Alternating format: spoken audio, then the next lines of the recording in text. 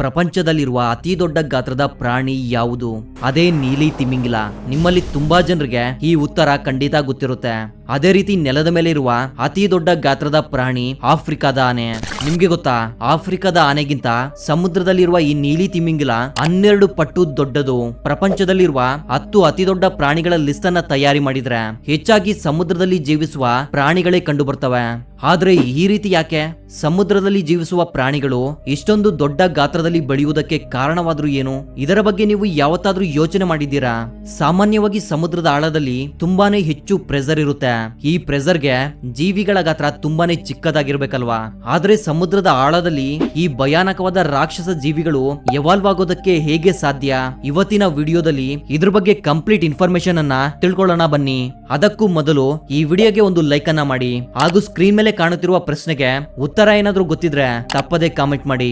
ಗೊತ್ತಿಲ್ಲ ಅಂದ್ರೆ ತಲೆ ಕೆಡ್ಸ್ಕೋಬೇಡಿ. ಈ ವಿಡಿಯೋವನ್ನ ನೋಡಿದ್ಮೇಲೆ ನಮ್ಮ ಚಾನೆಲ್ ನ ಕಮ್ಯುನಿಟಿ ಪೋಸ್ಟ್ ಅನ್ನ ಚೆಕ್ ಮಾಡಿ, ಅದರಲ್ಲಿ ನಿಮ್ಗೆ ಆನ್ಸರ್ ಅನ್ನ ಕೊಟ್ಟಿರ್ತೀನಿ. So let's get start it.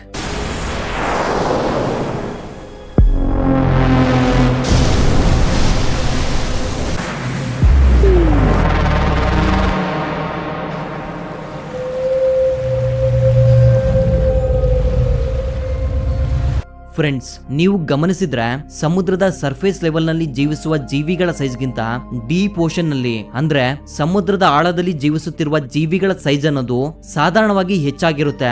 ಯಾಕಂದ್ರೆ ಸಮುದ್ರದ ಸರ್ಫೇಸ್ ಲೆವೆಲ್ ನಲ್ಲಿರುವ ವಾತಾವರಣಕ್ಕೂ ಆಳವಾದ ಸಮುದ್ರದಲ್ಲಿರುವ ವಾತಾವರಣಕ್ಕೂ ತುಂಬಾನೇ ಹೆಚ್ಚು ವ್ಯತ್ಯಾಸವಿದೆ. ಅಂದ್ರೆ ಸಮುದ್ರದ ಆಳದಲ್ಲಿ ವಾತಾವರಣ ಹೆಚ್ಚು ತಂಪಾಗಿರುತ್ತೆ. ಟೆಂಪರೇಚರ್ ಕಡಿಮೆಯಾಗುತ್ತಾ ಹೋದಂತೆ ಜೀವಿಗಳ ಸೈಜ್ ದೊಡ್ಡದಾಗುತ್ತಾ ಹೋಗುತ್ತದೆ. ಇದರ ಜೊತೆಗೆ ಸಮುದ್ರದ ಆಳದಲ್ಲಿರುವ ಹೆಚ್ಚು ಪ್ರಮಾಣದ ಆಕ್ಸಿಜನ್ ಕೂಡ ಇದಕ್ಕೆ ಮುಖ್ಯವಾದ ಕಾರಣವಾಗಿದೆ. ಇದಕ್ಕೆ ಒಂದು ಉದಾಹರಣೆಯನ್ನ ಕೊಡ್ತೀನಿ ನೋಡಿ. ಸಾಧಾರಣವಾಗಿ ಸಮುದ್ರದಲ್ಲಿರುವ ಸ್ಪೈಡರ್ಗಳು ಸರ್ಫೇಸ್ ಲೆವೆಲ್ ನಲ್ಲಿ ಹೆಚ್ಚಾಗಿ ಕಾಣಿಸುತ್ತವೆ. ಇವುಗಳಲ್ಲಿ 1300 ಜಾತಿಯ ಸ್ಪೈಡರ್ ಗಳನ್ನ ನಾವು ನೋಡಬಹುದು. ಇವುಗಳ ಸೈಜ್ ಅನ್ನೋದು ಸಾಧಾರಣವಾಗಿ 0.04 ಇಂಚಸ್ ಇಂದ 20 ಇಂಚಿನವರೆಗೂ ಬೆಳೆಯುತ್ತವೆ. ಅಂದ್ರೆ 1 mm ಇಂದ 50 ಸೆಂಟಿಮೀಟರ್ ವರೆಗೂ. ಅದೇ ಆಳವಾದ ಸಮುದ್ರದಲ್ಲಿ ಜೀವಿಸುತ್ತಿರುವ ಸ್ಪೈಡರ್ಗಳು ಹೆಚ್ಚು ಕಡಿಮೆ 3 ಅಡಿಗಳಷ್ಟು ಉದ್ದವಾಗಿ ಬೆಳೆಯುತ್ತವೆ. ಇದಕ್ಕೆ ಕಾರಣ ಹೆಚ್ಚು ತಂಪಾಗಿರುವ ನೀರಿನಲ್ಲಿ ಹೆಚ್ಚು ಆಕ್ಸಿಜನ್ ಇರೋದು. ನಿಮ್ಗೆ ಗೊತ್ತಾ, ಪ್ರಸ್ತುತ ಸಮುದ್ರದಲ್ಲಿರುವ ಅತಿ ದೊಡ್ಡ ಗಾತ್ರದ ಜೀವಿಗಳು 66 ಮಿಲಿಯನ್ ವರ್ಷಗಳ ಹಿಂದೆ ಅಸ್ತಿತ್ವದಲ್ಲೇ ಇರಲಿಲ್ಲ. 66 ಮಿಲಿಯನ್ ವರ್ಷಗಳ ಹಿಂದೆ ಒಂದು ದೊಡ್ಡ ಆಸ್ಟ್ರಾಯ್ಡ್ ಭೂಮಿಯನ್ನ ಡಿಕ್ಕಿ ಹೊಡೆದ ಕಾರಣ ಭೂಮಿ ಮೇಲೆ ರಾಜ್ಯಭಾರ ಮಾಡುತ್ತಿದ್ದ ಈ ಡೈನೋಸರ್ ಗಳ ಅಂತ್ಯವಾಗಿದೆ ಅಂತ ನೀವೆಲ್ಲ ಸ್ಕೂಲ್ ನಲ್ಲಿ ಓದ್ಕೊಂಡಿರ್ತೀರಾ. ಈ ಆಸ್ಟ್ರಾಯ್ಡ್ ಡಿಕ್ಕಿ ಹೊಡೆದ ನಂತರವೇ ಸಮುದ್ರದಲ್ಲಿ ಈ ಭಾರಿ ಗಾತ್ರದ ರಾಕ್ಷಸ ಜೀವಿಗಳ ಜನನ ಶುರುವಾಗುತ್ತೆ. ಇದನ್ನ ನಂಬುವುದಕ್ಕೆ ನಿಮ್ಗೆ ಸ್ವಲ್ಪ ಕಷ್ಟವಾಗಬಹುದು, ಆದ್ರೂ ನಂಬಲೇಬೇಕು. ಯಾಕಂದ್ರೆ ಕೆಲವು ರಿಸರ್ಚ್ ಗಳ ಮೂಲಕ ಇದನ್ನ ಪ್ರೂವ್ ಮಾಡಲಾಗಿದೆ. ಹಿಂದಿನಿಂದ 66 ಮಿಲಿಯನ್ ವರ್ಷಗಳ ಹಿಂದೆ ಚಿಕ್ಸುಲುಬಾನು ಆಸ್ಟ್ರಾಯ್ಡ್ ಭೂಮಿಯನ್ನ ಡಿಕ್ಕಿ ಹೊಡೆದ ತಕ್ಷಣ ಭೂಮಿಯ ಮೇಲಿನ ಟೆಂಪರೇಚರ್ ದಿಢೀರನೆ ಹೆಚ್ಚಾಗುತ್ತಾ ಹೋಗುತ್ತಿದೆ. ಜೊತೆಗೆ ಸಮುದ್ರದ ಸರ್ಫೇಸ್ ಲೆವೆಲ್ ಕೂಡ ತುಂಬಾನೇ ಹೆಚ್ಚು ಬಿಸಿಯಾಗಿದೆ. ಇದರಿಂದ ಬೇರೆ ದಾರಿ ಇಲ್ಲದೆ ಸರ್ಫೇಸ್ ಲೆವೆಲ್ ನಲ್ಲಿ ಜೀವಿಸುತ್ತಿದ್ದ ಜೀವಿಗಳೆಲ್ಲ ತಮ್ಮ ಪ್ರಾಣವನ್ನ ಕಾಪಾಡಿಕೊಳ್ಳಲು ಸಮುದ್ರದ ಆಳಕ್ಕೆ ಓಡಿ ಹೋಗ್ತವೆ. ಈಗ ಸಮುದ್ರದ ಎಲ್ಲಾ ಜೀವಿಗಳು ಒಂದೇ ಒಂದು ಪ್ರದೇಶದಲ್ಲಿವೆ. ಅಂದ್ರೆ ಆಹಾರಕ್ಕಾಗಿ ಸಮುದ್ರದ ಜೀವಿಗಳ ಮಧ್ಯೆ ಒಂದು ದೊಡ್ಡ ಯುದ್ಧವೇ ಶುರುವಾಗುತ್ತೆ. ಬೇಟೆಯಾಡುವ ಜೀವಿಗಳಿಂದ ತಪ್ಪಿಸಿಕೊಳ್ಳಲು ಸಮಯ ಕಳೆದಂತೆ ತಮ್ಮ ದೇಹದಲ್ಲಿ ಹಲವಾರು ಬದಲಾವಣೆಗಳನ್ನ ಮಾಡಿಕೊಳ್ತವೆ. ಮೊದಲಿಗೆ ಅವುಗಳ ಚರ್ಮದ ಬಣ್ಣ ಕೆಂಪಾಗುತ್ತೆ. ಯಾಕಂದ್ರೆ ಸಮುದ್ರದ ಆಳದಲ್ಲಿ ಕೆಂಪು ಬಣ್ಣ ಕಾಣಿಸೋದಿಲ್ಲ. ಇದರಿಂದ ಬೇಟೆಯಾಡುವ ಜೀವಿಗಳ ಕಣ್ಣಿಗೆ ಕೂಡ ಈ ಜೀವಿಗಳು ಕಾಣಿಸೋದಿಲ್ಲ. ಇಲ್ಲಿ ನಿಮ್ಮೆಲ್ಲರಿಗೂ ಒಂದು ಡೌಟ್ ಬರಬಹುದು, ಸಮುದ್ರದಲ್ಲಿ ಕೆಂಪು ಬಣ್ಣ ಯಾಕೆ ಕಾಣಿಸೋದಿಲ್ಲ ಅಂತ. ಯಾಕಂದ್ರೆ ಸೂರ್ಯನ ಕಿರಣಗಳಲ್ಲಿರುವ ಕೆಂಪು ಬಣ್ಣ ಸಮುದ್ರದ ಆಳದವರೆಗೂ ಸೇರಿಕೊಳ್ಳಲು ಸಾಧ್ಯವಾಗೋದಿಲ್ಲ. ಇದರಿಂದ ಕೆಂಪು ಬಣ್ಣ ಸಮುದ್ರದ ಜೀವಿಗಳಿಗೆ ಕಾಣಿಸೋದಿಲ್ಲ. ಈಗ ಬೇಟೆಯಾಡುವ ಜೀವಿಗಳು ಈ ಕೆಂಪು ಬಣ್ಣಕ್ಕೆ ಬದಲಾಗಿರುವ ಜೀವಿಗಳನ್ನ ಬೇಟೆಯಾಡಲು ತಮ್ಮ ದೇಹದಲ್ಲಿ ಕೂಡ ಕೆಲವು ಬದಲಾವಣೆಗಳನ್ನ ಮಾಡಿಕೊಳ್ತವೆ. ಮೊದಲಿಗೆ ಕತ್ತಲಲ್ಲಿ ಜೀವಿಗಳನ್ನ ನೋಡಲು ತಮ್ಮ ದೇಹದಲ್ಲಿ ಬೆಳಕನ್ನ ಉತ್ಪಾದಿಸೋಕೆ ಶುರು ಮಾಡ್ತವೆ. ಸೈಂಟಿಫಿಕ್ ಭಾಷೆಯಲ್ಲಿ ಇದನ್ನ ಬಯೋಲೂಮಿನೆಸೆನ್ಸ್ ಎಂದು ಕರೆಯಲಾಗುತ್ತೆ. ಇದರಿಂದ ಬೇಟೆಯಾಡುವ ಜೀವಿಗಳಿಗೆ ಕತ್ತಲಲ್ಲಿ ಎಲ್ಲಾ ಬಣ್ಣದ ಜೀವಿಗಳು ಕೂಡ ಕಾಣಿಸುತ್ತವೆ. ಈಗ ಬೇಟೆಯಾಡುವ ಜೀವಿಗಳಿಂದ ತಮ್ಮ ಪ್ರಾಣವನ್ನ ಕಾಪಾಡಿಕೊಳ್ಳಲು ಒಂದು ಅದ್ಭುತವಾದ ಬದಲಾವಣೆಯನ್ನ ತಮ್ಮ ದೇಹದಲ್ಲಿ ಮಾಡಿಕೊಳ್ತವೆ. ಅದೇ ಟ್ರಾನ್ಸ್ಪರೆಂಟ್. ಅಂದ್ರೆ ಬೇಟೆಯಾಡುವ ಜೀವಿಗಳ ಬಳಿ ಲೈಟ್ ಇದ್ದರೂ ಇಲ್ಲದಿದ್ರೂ ಆ ಜೀವಿಗಳು ಕಾಣುವುದಿಲ್ಲ. ಇಲ್ಲಿಂದ ಕೆಲವು ಮಿಲಿಯನ್ ವರ್ಷಗಳ ನಂತರ ಬೇಟೆಯಾಡುವ ಜೀವಿಗಳಿಗೆ ಒಂದಂತೂ ಅರ್ಥವಾಗುತ್ತೆ, ಕಣ್ಣುಗಳ ಅವಶ್ಯಕತೆ ಈಗ ಅವುಗಳಿಗೆ ಇಲ್ಲ ಅನ್ನೋದು. ಇದರಿಂದ ಎವಲ್ಯೂಷನ್ ನ ಭಾಗವಾಗಿ ತಮ್ಮ ಕಣ್ಣುಗಳ ಸೈಜ್ ಅನ್ನ ಚಿಕ್ಕದಾಗಿ ಮಾಡಿಕೊಳ್ತವೆ. ಇನ್ನು ಕೆಲವು ಬೇಟೆಯಾಡುವ ಜೀವಿಗಳು ತಮ್ಮ ಕಣ್ಣುಗಳನ್ನ ಸಂಪೂರ್ಣವಾಗಿ ಕಳೆದುಕೊಳ್ತವೆ. ಕಣ್ಣುಗಳನ್ನ ಕಳೆದುಕೊಂಡ ಮೇಲೆ ಕಣ್ಣುಗಳನ್ನ ಕಂಟ್ರೋಲ್ ಮಾಡುವುದಕ್ಕೆ ಬಳಸುತ್ತಿದ್ದ ಆ ಪ್ರೊಸೆಸಿಂಗ್ ಪವರ್ ಅನ್ನ ದೇಹದ ಉಳಿದ ಭಾಗಗಳನ್ನ ಬಲಿಷ್ಠವಾಗಿ ಮಾಡಿಕೊಳ್ಳಲು ಆ ಪವರ್ ಅನ್ನ ಉಪಯೋಗಿಸಿಕೊಳ್ಳುತ್ತೆ. ಉದಾಹರಣೆಗೆ ಹ್ಯಾಂಗ್ಲರ್ ಫಿಶ್ ಅನ್ನ ತೆಗೆದುಕೊಳ್ಳಿ. 1 ಕಿಲೋಮೀಟರ್ ದೂರದಲ್ಲಿರುವ ತನ್ನ ಬೇಟೆಯನ್ನ ವಾಸನೆಯ ಮೂಲಕ ಕಂಡುಹಿಡಿಯಬಲ್ಲದು. ಹಾಗೂ ಡಾಲ್ಫಿನ್ ಮತ್ತು ತಿಮಿಂಗಿಲಗಳು ಎಕೋಲೊಕೇಶನ್ ನ ಮೂಲಕ 2 ಕಿಲೋಮೀಟರ್ ದೂರದಲ್ಲಿರುವ ಬೇಟೆಯನ್ನ ಕೂಡ ಕಂಡುಹಿಡಿಯಬಲ್ಲವು. ಇದರಿಂದ ಬೇಟೆಯಾಡುವ ಜೀವಿಗಳ ಸಂಖ್ಯೆ ತುಂಬಾನೇ ಹೆಚ್ಚಾಗುತ್ತೆ ಹಾಗೂ ಬೇಟೆಯಾಗುವ ಜೀವಿಗಳ ಸಂಖ್ಯೆ ತುಂಬಾನೇ ವೇಗವಾಗಿ ಕಡಿಮೆಯಾಗುತ್ತಾ ಬರುತ್ತೆ. ಅಂದ್ರೆ ಬೇಟೆಯಾಡುವ ಜೀವಿಗಳಿಗೆ ಆಹಾರದ ಕೊರತೆ ಬರುತ್ತೆ. ಇದರಿಂದ ಬೇರೆ ದಾರಿ ಇಲ್ಲದೆ ಈ ಬೇಟೆಯಾಡುವ ಜೀವಿಗಳ ಸೈಜ್ ಅನ್ನೋದು ದೊಡ್ಡದಾಗಲು ಶುರುವಾಗುತ್ತೆ. ಇದು ನಿಮ್ಗೆ ವಿಚಿತ್ರ ಅನ್ಸಬಹುದು. ಈ ಜೀವಿಗಳು ಆಹಾರವನ್ನ ಸೇವಿಸಿದ ಮೇಲೆ ಅದರಿಂದ ಸಿಕ್ಕ ಎನರ್ಜಿಯನ್ನ ಫ್ಯಾಟ್ ರೂಪದಲ್ಲಿ ಸ್ಟೋರ್ ಮಾಡಿಕೊಳ್ಳಕ್ಕೆ ಶುರು ಮಾಡ್ತವೆ. ಇದರಿಂದ ಅವುಗಳ ಸೈಜ್ ವೇಗವಾಗಿ ಬೆಳೆಯುತ್ತೆ ಹಾಗೂ ಇದರಿಂದ ತುಂಬಾನೇ ಲಾಭ ಕೂಡ ಇದೆ. ಉದಾಹರಣೆಗೆ ಇದರ ದೊಡ್ಡ ಗಾತ್ರದ ದೇಹವನ್ನ ನೋಡಿ ಬೇರೆ ಜೀವಿಗಳು ಇವುಗಳ ತಂಟೆಗೆ ಬರೋದಿಲ್ಲ. ಜೊತೆಗೆ ಹೆಚ್ಚು ಫ್ಯಾಟ್ ಇರೋದ್ರಿಂದ ಆಳವಾದ ಸಮುದ್ರದಲ್ಲಿರುವ ತಂಪಾದ ನೀರಿನಿಂದ ಸರ್ವೈವ್ ಆಗುವುದಕ್ಕೆ ಇದು ತುಂಬಾನೇ ಯೂಸ್ ಆಗುತ್ತೆ.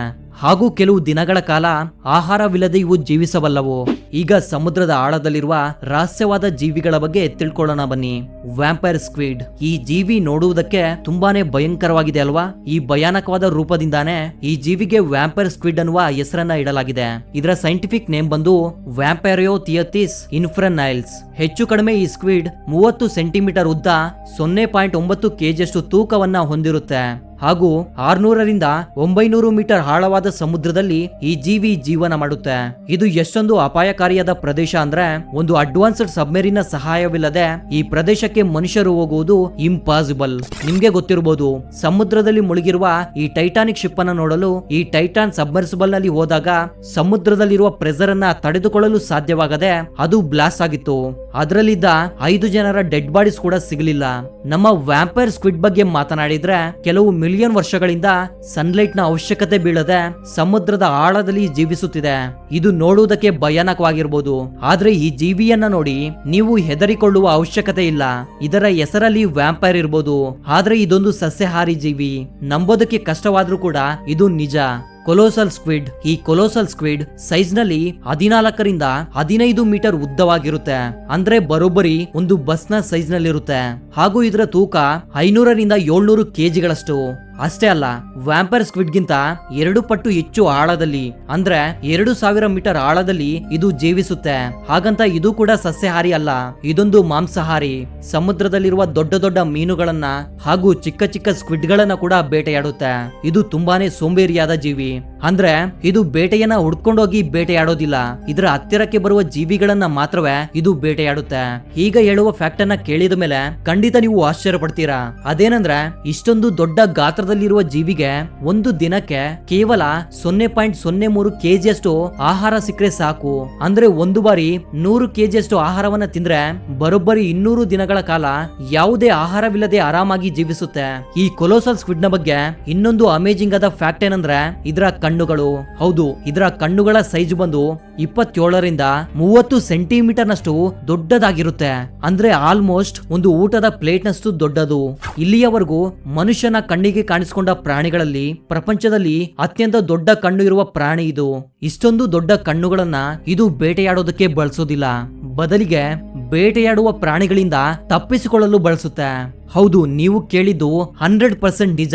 ಇಷ್ಟೊಂದು ದೊಡ್ಡ ಪ್ರಾಣಿಗೆ ಕೂಡ ತಾನು ಕೂಡ ಬೇಟೆಯಾಗ್ತೀನಿ ಅನ್ನೋ ಭಯವಿದೆ. ಇಷ್ಟೊಂದು ದೊಡ್ಡ ಪ್ರಾಣಿಯನ್ನ ಬೇಟೆಯಾಡುವ ಜೀವಿಗಳು ತುಂಬಾನೇ ಕಡಿಮೆ ಇವೆ. ಅವುಗಳಲ್ಲಿ ಒಂದೇ ಈ ನೀಲಿ ತಿಮಿಂಗಿಲ, ದಿ ಟ್ರೈಪ್ಯಾಡ್ ಫಿಶ್. 3000 ದಿಂದ 6000 ಮೀಟರ್ ಸಮುದ್ರದ ಆಳದಲ್ಲಿ ಕಂಡುಬರುವ ಒಂದು ವಿಚಿತ್ರವಾದ ಮೀನು ಇದು. ಸಾಮಾನ್ಯವಾದ ಮೀನುಗಳ ಸೈಜ್ ನಲ್ಲೇ ಈ ಮೀನು ಕೂಡ ಇರುತ್ತೆ. ಆದ್ರೆ ವಿಚಿತ್ರವೇನು ಅಂದ್ರೆ ಈ ಮೀನಿಗೆ 3 ಉದ್ದವಾದ ಫೆನ್ಸ್ ಗಳಿರುತ್ತೆ. ಇವುಗಳನ್ನ ರೇಸ್ ಅಥವಾ ಎಲಿಮೆಂಟ್ಸ್ ಎಂದು ಕರೀತಾರೆ. ಇವುಗಳ ಮೇಲೆ ಬ್ಯಾಲೆನ್ಸ್ ಅನ್ನ ಮಾಡಿಕೊಂಡು ಈ ರೀತಿ ಇದು ನಿಂತ್ಕೊಳ್ಳುತ್ತೆ ಹಾಗೂ ಇದರ ಹತ್ತಿರಕ್ಕೆ ಬರುವ ಚಿಕ್ಕ ಚಿಕ್ಕ ಸೀ ಕ್ರಿಯೇಚರ್ಸ್ ಅನ್ನ ಇದು ಬೇಟೆಯಾಡುತ್ತೆ. ಫ್ರೆಂಡ್ಸ್, ಸಮುದ್ರದಲ್ಲಿರುವ ಜೀವಿಗಳ ಬಗ್ಗೆ ಈ ವಿಡಿಯೋದಲ್ಲಿ ತಿಳ್ಕೊಂಡ್ರಿ. ಆದ್ರೆ ಈ ಮಹಾಸಮುದ್ರ ಎಷ್ಟೊಂದು ಆಳವಾಗಿದೆ ಅನ್ನೋದು ನಿಮ್ಗೆ ಗೊತ್ತಾ? ಆಲ್ರೆಡಿ ಈ ಟಾಪಿಕ್ ನ ಮೇಲೆ ನಮ್ಮ ಥಿಂಕ್ ಮಗ ಚಾನಲ್ ನಲ್ಲಿ ಒಂದು ಕಂಪ್ಲೀಟ್ ವಿಡಿಯೋವನ್ನ ಮಾಡಿದ್ದೀನಿ. ಮಿಸ್ ಮಾಡದೆ ಆ ವಿಡಿಯೋವನ್ನ ಕೂಡ ನೋಡಿ. ತುಂಬಾ ಅಂದ್ರೆ ತುಂಬಾನೇ ಇಂಟ್ರೆಸ್ಟಿಂಗ್ ಆಗಿದೆ. So that was the info my dear thinkers. ಈ ವಿಡಿಯೋದಲ್ಲಿ ನಾನು ತಿಳಿಸಿಕೊಟ್ಟ ಮಾಹಿತಿ ಹೇಗಿತ್ತು ಅಂತ ಕಾಮೆಂಟ್ ಮಾಡೋದು ಮಾತ್ರ ಮರಿಬೇಡಿ. ಮತ್ತೊಂದು ಇಂಟ್ರೆಸ್ಟಿಂಗ್ ಆದ ವಿಡಿಯೋ ಜೊತೆ ಮತ್ತೆ ಸಿಗ್ತೀನಿ. ಅಲ್ಲಿವರೆಗೂ ಜೈ ಹಿಂದ್, ಜೈ ಕರ್ನಾಟಕ.